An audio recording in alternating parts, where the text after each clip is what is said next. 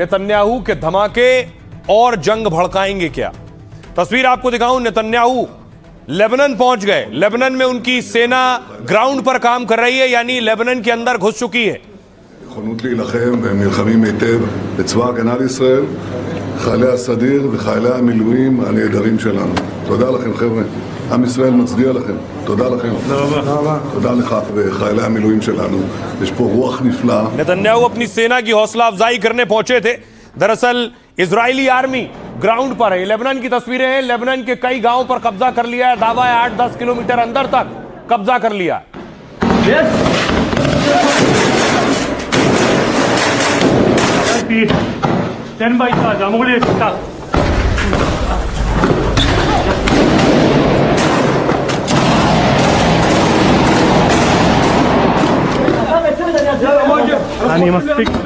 तो नेतन्याहू की सेना हिजबुल्लाह से लड़ रही है ग्राउंड पर, दूसरी तरफ एयर स्ट्राइक करके, मिसाइल अटैक करके उन्हें ग्राउंड पर पहले तबाह कर देते हैं।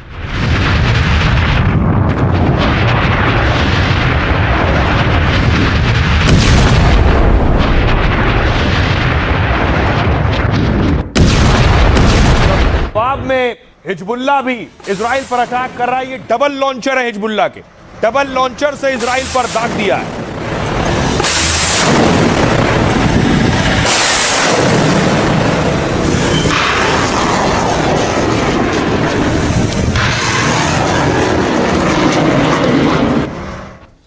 और साथ ही हिजबुल्लाह के जो अंडरग्राउंड रूट थे उसे इजराइल ने तबाह कर दिया है। जमीन के अंदर एक जगह से दूसरे जगह भागने के रास्ते घुसी इजरायली सेना, वहां बारूद बिछाया और उसे उड़ा दिया।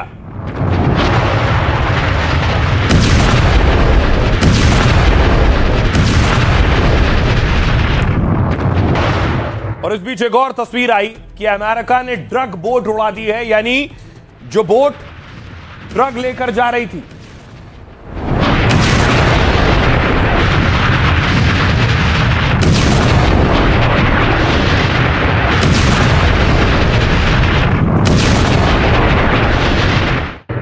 और इस जंग और गोला बारूद के बीच एक मसीहा की तस्वीर सामने आई। ट्रंप ने खुद को मसीहा बताया है, जीजस। देख रहे हैं, ये फोटो खुद ट्रंप ने ट्वीट की है। खुद को जीजस की तरह बताया हुआ है इस तस्वीर में। यानी ट्रंप अब यहां तक सोचने लगे हैं कि वो दुनिया में जीजस की भूमिका में आ गए हैं। दुनिया को बचाने वाले वही इकलौते नेता बचे हैं। इस गलतफहमी के शिकार हो चुके हैं। अब सिर्फ इतना नहीं कि जीजस अपने आप को बता रहे हो। एक तस्वीर और पोस्ट की ट्रंप ने, चांद की तस्वीर है, और चांद पर देखिए इमारत कौन सी बना दी है, ट्रंप टावर।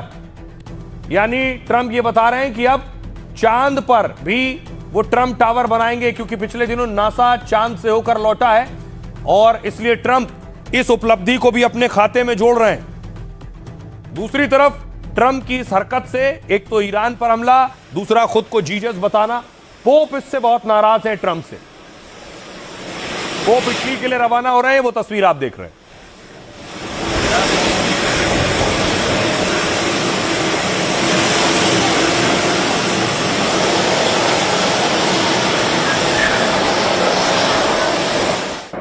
अब देखिए कैसे ट्रंप पोप से भिड़ गए।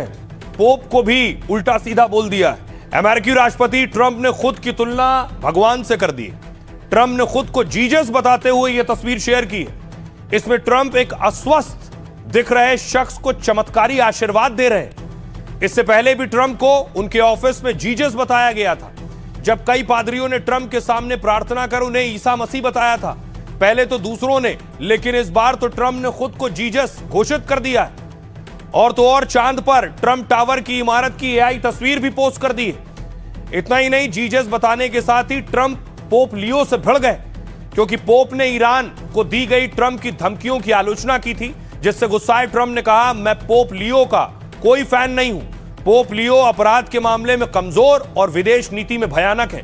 मैं राष्ट्रपति हूं, इसलिए अमेरिका में जन्मे लियो पोप बन गए हैं। लियो का परमाणु हथियारों के मोर्चे पर कमजोर पड़ना मुझे पसंद नहीं है।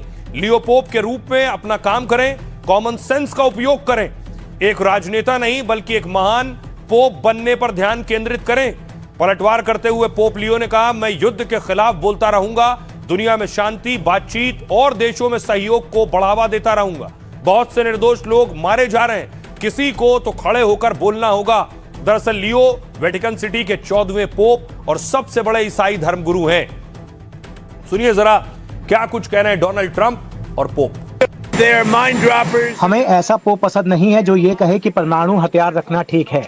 हमें ऐसा पोप नहीं चाहिए जो ये कहे कि हमारे शहरों में अपराध करना ठीक है। मुझे ये पसंद नहीं है। मैं पोप लियो का कोई बहुत बड़ा प्रशंसक नहीं हूँ। वह बहुत ही उदारवादी व्यक्ति हैं और वे एक ऐसे इंसान हैं जो अपराध को रोकने में विश्वास नहीं रखते। वे ऐसे व्यक्ति हैं जिन्हें ऐसा नहीं लगता कि हमें उस देश के साथ खिलवाड़ करना चाहिए जो परमाणु हथियार हासिल करना चाहता है ताकि वह दुनिया को तबाह कर सके। मैं पोप लियो का बहुत बड़ा प्रशंसक नहीं हूँ। मैं अपनी भूमिका को राजनीतिक या राजनीतिज्ञ के रूप में नहीं देखता।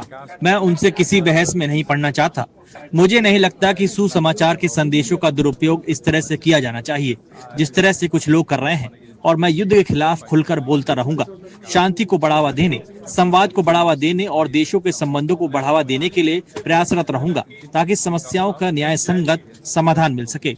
आज दुनिया में बहुत से लोग पीड़ित हैं, बहुत से निर्दोष लोग मारे जा रहे हैं, और मुझे लगता है कि किसी को तो आगे आकर यह कहना होगा कि इससे निपटने का एक बेहतर तरीका है। शांति और सुलह स्थापित करने के लिए हमें पुलों की तलाश करनी होगी। इसलिए यात्रा उसी आवाज और उसी संदेश को जारी रखने का एक अनमोल अवसर है कि हम शांति और सुलह, सम्मान और सभी लोगों के प्रति विचार को बढ़ावा देना चाहते हैं। La pace e la riconciliazione. और चारों तरफ सवाल हुए तो खबर यह है कि ट्रंप ने जीजस वाला पोस्ट डिलीट कर दिया है। लेकिन ट्रंप अभी रुकने वाले नहीं हैं। आगे क्या करने वाले हैं? आगे उनकी तैयारी है कि हॉर्मूज से दूसरे जहाज भी गुजरने नहीं पाएंगे।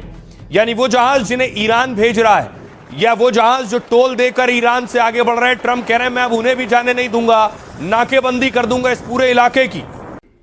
अब अमेरिका के शिप को जाने नहीं दिया तो अब अमेरिका क्या तैयारी में है कि वो अपने वॉरशिप लगाएगा और जो तेल और गैस के जहाज गुजरेंगे उन्हें गुजरने भी नहीं देगा आगे। ट्रंप ने हॉर्मूज के आसपास नाकेबंदी का ऐलान कर दिया है। इसके तहत अमेरिका समंदर में दो बड़े काम करने वाला है।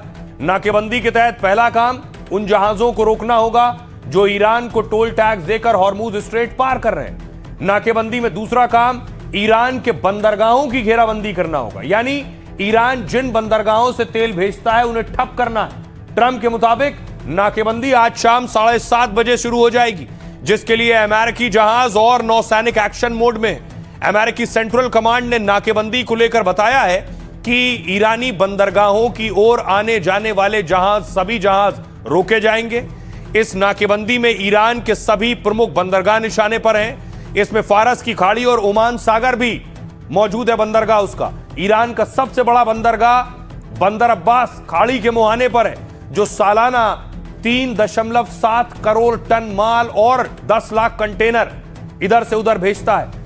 यहां से तेल, स्टील, खाद, अनाज और उपकरणों का कारोबार होता है। कि अमेरिका की हॉर्मूज पर नाकेबंदी के ऐलान का असर पूरी दुनिया पर दिखेगा।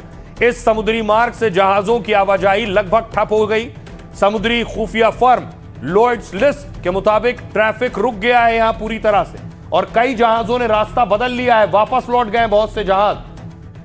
ये हकीकत। अब देखिए जरा ट्रंप कहां कहां की नाकाबंदी करेंगे। यानी उस पूरे इलाके में जहां जहां बंदरगाह है, पोर्ट है, उन्हें लॉक कर देंगे। वहां से ऑयल वेसल और गैस नहीं निकलने पाएगा। मैं आपको बताऊं कहां कहां से ये बंदरगाह है। सबसे पहले देखिए ईरान के पास जो बंदरगाह है वो है बंदर अब्बास, जास, शाहिद रजाई, बंदर लंगे, बुशर पोर्ट और खार्ग आइलैंड। ये ईरान के पास बंदरगाह, इन्हें लॉक कर देगा। यूएई का तेल गैस जहां से जाता है, क्योंकि अगर इस तरफ से खलीफा पोर्ट और जबेल अली से आएगा तो ये हॉर्मूज का कर्व देख रहे हैं, यहां से घूमता हुआ आएगा, ईरान जाने नहीं देगा। इसके अलावा मीना, राशिद और पोर्ट खालिद से आएगा तो परेशानी होगी। फुजैरा है, फुजैरा से आ सकता है बिना हॉर्मूज से गुजरे। अगला पोर्ट देखिए सऊदी अरब में रास तनुरा, दम्माम और किंग फहद है। क्या ये सब रोक दिए जाएंगे यहां से जाने वाले जो जहाज हैं? ओमान में खसाब है। अमेरिका क्या यहां पर वॉरशिप लगाकर बाकियों की नाकेबंदी करेगा? कतर में देखिए रास लफान और खसाब है। इन सारे बंदरगाह पर क्या ट्रंप अपने वॉरशिप तैनात कर देंगे? कुवैत में देखिए जरा शुवाइक, शोएब और मीना अल अहमदी। ट्रंप की कोशिश यह है। इराक में देखिए अल बासरा और कसर। यहां से जो जो शिप निकल रहे हैं, यानी गैस का जहाज हो, तेल लेकर जाने वाला जहाज हो, चाहे वो यूएई से हो, कुवैत से हो, कतर से हो, ओमान से हो, बहुत से ऐसे हैं जिन्हें निकलने दे रहा है ईरान।